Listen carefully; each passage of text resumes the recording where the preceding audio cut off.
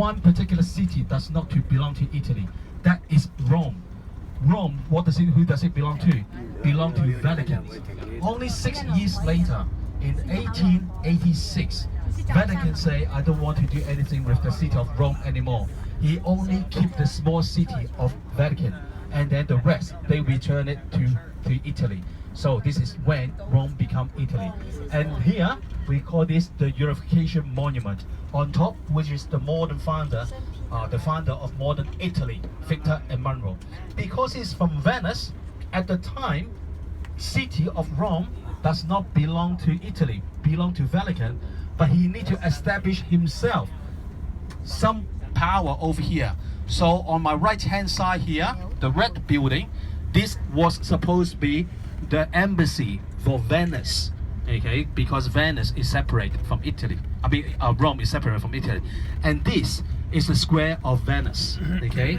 The balcony is the place that Mussolini was speaking to the Italian during the Second World War from this window.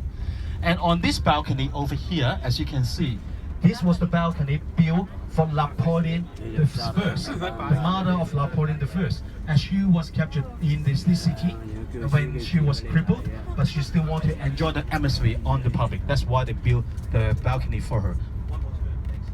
OK， 咁我哋而家嚟到依度啦。咁其實咧，我哋講緊咧依個意大利，咁我哋前邊呢個咧叫意大利統一紀念碑。嗱，記住意大利咧一個好新嘅國家，比美國仲要新，總共係140年歷史嘅啫。去到而家意大利啊，我哋講緊意大利啊，咁我哋成日講古羅馬帝國有2000幾年嗰個係古羅馬帝國，同意大利冇分係分開嘅。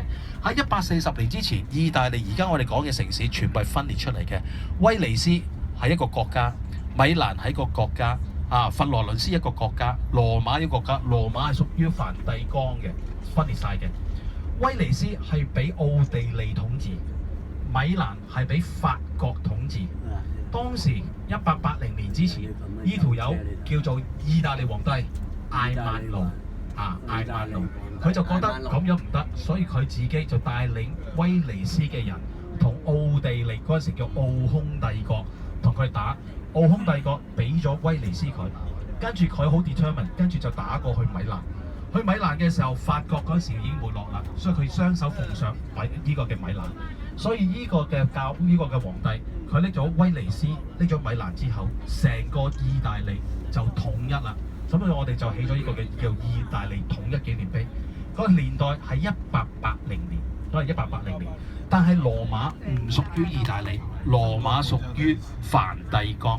但係梵蒂岡當時係屬於梵蒂岡嘅，所以呢個意大利皇帝呢，佢亦都要放啲權力喺度，就起咗呢個啦，叫威尼斯領事館，因為佢由威尼斯過嚟㗎嘛。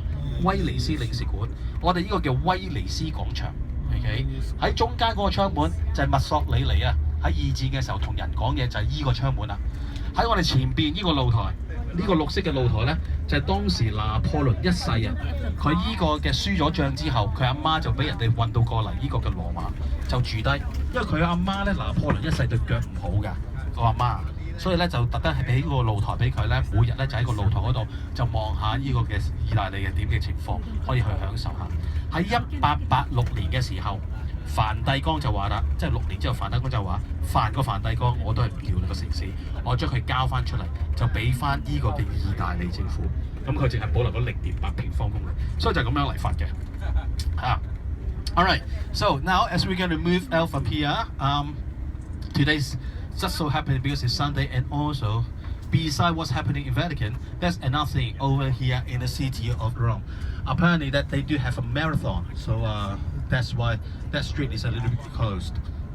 嗰條叫帝國大道啊，咁嗰條帝國大道咧就會通過去呢個嘅古羅馬嘅市中心。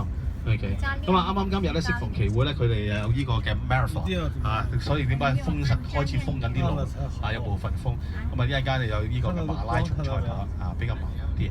Just coming to your attention, we can have a look at the shape of the monument over here.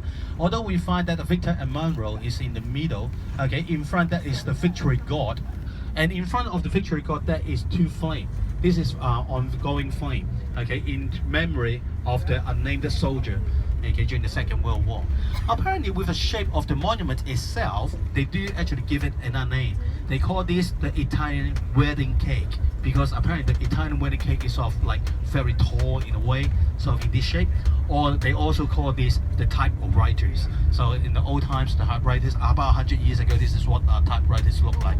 咁啊，原來咧呢個嘅建築物咧，佢哋有另外一個名嘅喎。除咗呢個嘅意大利皇帝艾曼奴嗰度之外，前邊有呢個勝利女神像，跟住前邊有兩個火把，呢兩個火把就紀念意大利第二次世界大戰嗰啲嘅無名英雄。咁佢其實咧仲有個名俾佢嘅，因為佢嗰個嘅形狀嘅關係咧，佢哋叫意大利結婚蛋糕。亦都係叫100年前嘅咧，佢哋就嗌佢做呢個意大利嘅打字機啦。Okay, so here this is another town hall. It was built by Michelangelo during his time. Okay, it's one of the most magnificent on one of the hill in Rome.